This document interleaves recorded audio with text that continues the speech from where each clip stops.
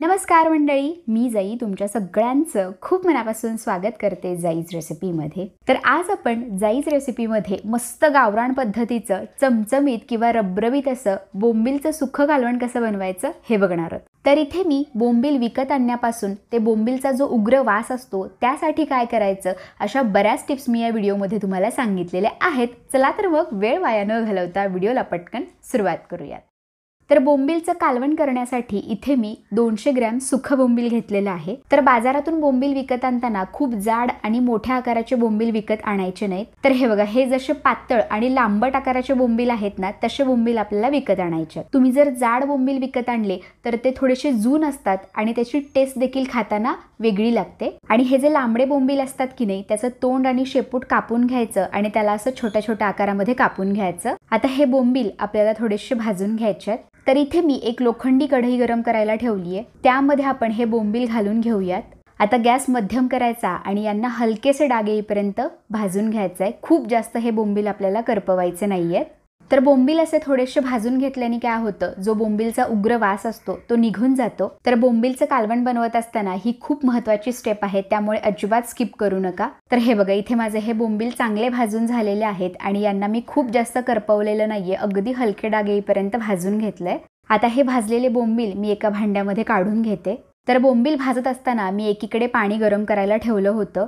आता हे गरम केलेलं पाणी हे जे आपण भाजून घेतलेले बोंबील आहेत त्यावरती घालून घ्यायचं आहे। तर हे सगळे बोंबील पूर्ण भिजतील एवढं पाणी आपल्याला यामध्ये ओतायचं आहे। तर हे बोंबील आपल्याला गरम पाण्यामध्ये असेच एक 5 ते 7 मिनिट भिजत ठेवायचे आहेत।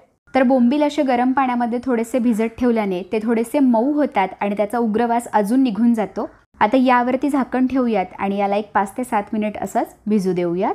तर बोंबील आता आपले चांगले भिजतायत, तोवर आपण या भाजीमध्ये घालण्यासाठी वाटण तयार करून घेऊ। तर वाटण तयार करण्यासाठी इथे मी एक मिक्सरचं भांडं घेतलंय आणि त्यामध्ये मी एक छोटा तुकडा सुक्या खोबऱ्याचा घेतलाय आणि त्याचे असे बारीक तुकडे करून घेतलेत, ते मी या मिक्सरच्या भांड्यामध्ये घालून घेते। आणि त्याच सोबत 10 ते 12 लसणाच्या पाकळ्या घालायच्यात, 1 इंच आलं घालायचंय आणि त्याच सोबत मुठभर अशी फ्रेश कोथिंबीर घालायची आहे। आणि आता यावरती झाकण लावायचं आणि याला पाणी न घालता मिक्सरमधून वाटून घ्यायचं। तर हे बघा, इथे मी या सर्व जिन्नसांना मिक्सरमधून वाटून घेतलंय आणि भाजीमध्ये घालण्यासाठी आपलं हे वाटण तयार झालेलं आहे। आता आपण भाजी बनवायला सुरुवात करूयात।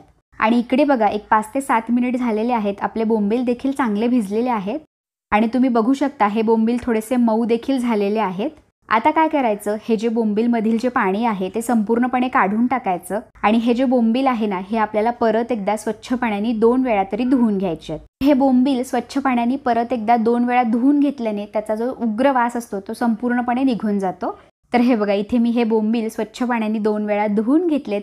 आता याची मस्त आपण रबरबीत अशी सुकी भाजी तयार करून घेऊ। तर बोंबील बनवण्यासाठी इथे मी एक कढई गरम करायला ठेवली आहे आणि त्यामध्ये मी 2 ते 3 चमचे तेल घालून घेतेय। तेल थोडं गरम झालं की यामध्ये अर्धा छोटा चमचा मोहरी घालायची आहे आणि मोहरी छान तडतडली पाहिजे तेलामध्ये। मोहरी छान तडतडली की यामध्ये अर्धा छोटा चमचा जिरे घालायचे आहेत, जिरेही छान फुलले पाहिजेत तेलामध्ये। आणि त्याच सोबत इथे मी 2 मध्यम आकाराचे कांदे घेतलेत, त्यांना मी असं एकदम बारीक असं चिरून घेतले, ते आपण या तेलामध्ये घालून घेऊ। आता गॅस मोठा करायचा आणि या कांद्याला हलकासा ब्राऊन रंग येईपर्यंत परतून घ्यायचं।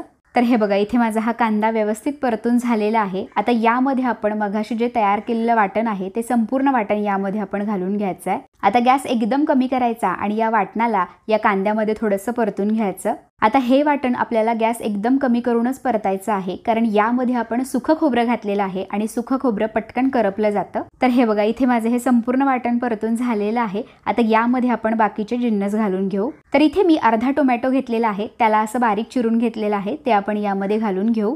आणि त्याच सोबत यामध्ये पाव छोटा चमचा हिंग घालायचा आहे, अर्धा छोटा चमचा हळद घालायची आहे आणि 2 छोटे चमचे कांदा लसूण मसाला घालायचा आहे। तर तुमचा कांदा लसूण मसाला कितपत तिखट आहे त्यानुसार तुम्ही तिखटाचं प्रमाण इथे कमी जास्त करू शकता। आणि 1 छोटा चमचा इथे आपल्याला काश्मीरी लाल तिखट घालायचं आहे। तर काश्मीरी लाल तिखटाने रंग खूप छान येतो भाजीला आणि यामध्येच आपल्याला चवीपुरतं मीठ देखील घालायचं आहे। आता अगदी थोडंसं पाणी यामध्ये घालायचं आणि या सर्व जिन्नसांना चांगलं परतून घ्यायचं। पाणी घातल्यामुळे काय होतं, हे जे आपण कोरडे मसाले घातलेले आहेत ते चांगले भाजले जातील आणि खाली करपणार नाही। आता हा जो मसाला आहे त्याला चांगलं तेल सुटेपर्यंत आपल्याला परतून घ्यायचं आहे आणि गॅसची फ्लेम मध्यमच ठेवायची, मोठी अजिबात ठेवायची नाही। तर हे बघा, या सर्व जिन्नसांना मी चांगलं तेल सुटेपर्यंत परतून घेतलेलं आहे। आता गॅस एकदम कमी करायचा आहे आणि यामध्ये आपण भाजून घेतलेले बोंबील घालू। आता गॅस आपल्याला कमीच ठेवायचा आहे आणि हे बोंबील देखील या मसाल्यामध्ये 1 ते 2 मिनिट चांगले परतून घ्यायचे. तर हे जे बोंबील आहेत ते असे मसाल्यामध्ये चांगले परतून घेतल्याने हा जो मसाला आहे या बोंबीलला व्यवस्थित लागला जातो. तर हे बघा, इथे मी हे बोंबील या मसाल्यामध्ये चांगले परतून घेतलेले आहेत. आता यामध्ये आपण पाणी घालून घेऊ. तर साधारण इथे मी 1.5 ग्लास पाणी घालतीये. तर तुम्हाला बोंबीलचं कालवण कसं हवं आहे, खूप पातळ, खूप घट्ट, त्यानुसार तुम्ही पाण्याची कन्सिस्टन्सी ॲडजस्ट करू शकता. तर इथे मला हे बोंबीलचं कालवण खूप जास्त पातळ नको आहे, त्यामुळे याला मी असं रबरबीतच ठेवणार आहे. आणि हो, यामध्ये खूप थंड पाणी घालायचं नाही, तर शक्यतो कोमट पाण्याचा वापर करायचा. तर कोमट पाणी यामध्ये घातल्याने हे बोंबील चवीला अजून खूप छान लागतात. पाणी घालून झाल्यानंतर याला आपण थोडंसं हलवून घेऊ, चांगलं मिक्स करून घेऊ. आता काय करायचं, गॅस मोठा करायचा आणि या भाजीला एक उकळी यायची वाट बघायची. तर हे बघा, या भाजीला आता छान उकळी आलेली आहे. आता याला आपण परत एकदा हलवून घेऊ. आता काय करायचं, गॅस एकदम कमी करायचा आणि यावरती झाकण ठेवायचं.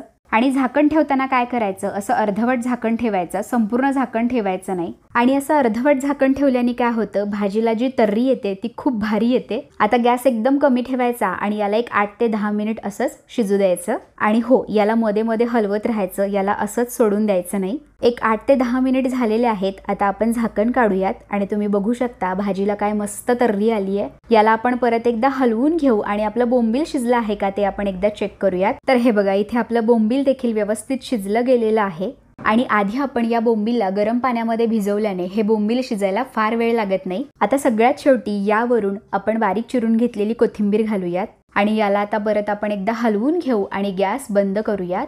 आणि तयार झाली अशी मस्त चमचमीत आणि रबरबीत अशी बोंबीलची सुक्की भाजी. आता हे बोंबीलचं सुकं कालवण आपण गरमागरम सर्व करूयात. आणि हे जे बोंबीलचं कालवण आहे ना, ते ज्वारीच्या भाकरीसोबत किंवा तांदळाच्या भाकरीसोबत अगदी चुरून खायला अप्रतिम लागतं. आणि ही जी रेसिपी आहे ना, ती माझ्या आईची आहे. माझी आई असं बोंबील बनवते आणि तिचंच बघून मी शिकलीये. आणि ही बोंबीलची भाजी चवीला अप्रतिम होते, त्यामुळे नक्की ट्राय करा. तर कसा वाटला आजचा हा व्हिडिओ हे मला कमेंट बॉक्समध्ये नक्की कळवा. आणि व्हिडिओ आवडल्यास लाईक करा, शेअर करा, तुमच्या मित्रमैत्रिणींसोबत शेअर करा, नातेवाईकांसोबत शेअर करा. पुन्हा भेटूया अशा छान नवीन व्हिडिओसोबत. तोपर्यंत धन्यवाद.